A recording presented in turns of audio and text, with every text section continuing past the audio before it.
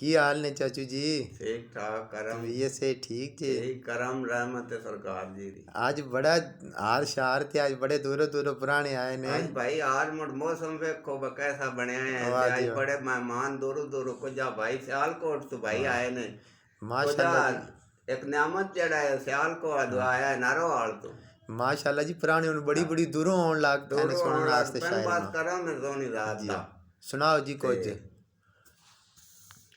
कोई साडे इश्क दे शायरे नूं पसंद करदे ने। वाह जी। कोई साडे इश्क दे शायरे नूं पसंद करदे ने, कोई करदे मजाक ने। कोई साडे इश्क दे शायरे नूं पसंद करदे, कोई करदे मजाक ने। इश्क दियां राहां दे ओ वाकफ नहीं ते बनदे चलाक ने।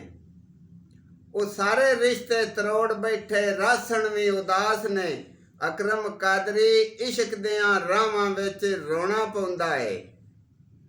ਮਜ਼ਾਕ ਵਾਲੇ ਫੇਲ ਤੇ ਆਸ਼ਿਕ ਸਦਾ ਪਾਸ ਨੇ। ਵਾਹ ਜੀ ਵਾਹ, ਵਾਹ ਜੀ। ਪਿਆਰ ਦੀਆਂ ਰਾਹਾਂ ਵਿੱਚ ਇਸ਼ਕ ਦੇ ਰਾਹ ਹੁੰਦੇ ਨੇ। ਇਸ ਤਰ੍ਹਾਂ ਪਿਆਰ ਦੀਆਂ ਰਾਹਾਂ ਵਿੱਚ ਇਸ਼ਕ ਦੇ ਰਾਹ ਹੁੰਦੇ ਨੇ। ਆਸ਼ਿਕਾਂ ਨੂੰ ਲੋਕੀ ਭੁੱਖਾ ਨੰਗਾ ਆਖਦੇ ਨੇ। ਇਸ ਤਰ੍ਹਾਂ ਆਸ਼ਿਕਾਂ ਨੂੰ ਲੋਕੀ ਭੁੱਖਾ ਨੰਗਾ ਆਖਦੇ ਨੇ। ਆਸ਼ਿਕ ਦੋ ਜੱਗ ਦੇ ਮੁੜਸ਼ਾ ਹੁੰਦੇ ਨੇ। ਇਸ ਤਰ੍ਹਾਂ ਜੀ ਬੇਸ਼ੱਕ। ਜਿਹੜੀ ਬੇੜੀ ਜਨਤਾਂ ਨੂੰ ਲੈ ਕੇ ਜਾਂਦੀ ਏ, ਆਸ਼ਿਕ ਉਸ ਬੇੜੀ ਦੇ ਮਲਾ ਹੁੰਦੇ ਨੇ। ਵਾਹ ਜੀ ਵਾਹ, ਵਾਹ ਜੀ। ਅਕਰਮ ਕਾਦਰੀ ਇਸ਼ਕ ਆਸ਼ਿਕ ਨੇਜ਼ੇ ਦੀ ਨੋਕ ਤੇ ਚੜ ਕੇ ਕੁਰਾਨ ਵੀ ਪੜ੍ਹਦੇ ਨੇ। ਇਹ ਦੁਨੀਆਦਾਰ ਹੀ ਤਬਾਹ ਹੁੰਦੇ ਨੇ। ਬੇਸ਼ੱਕ।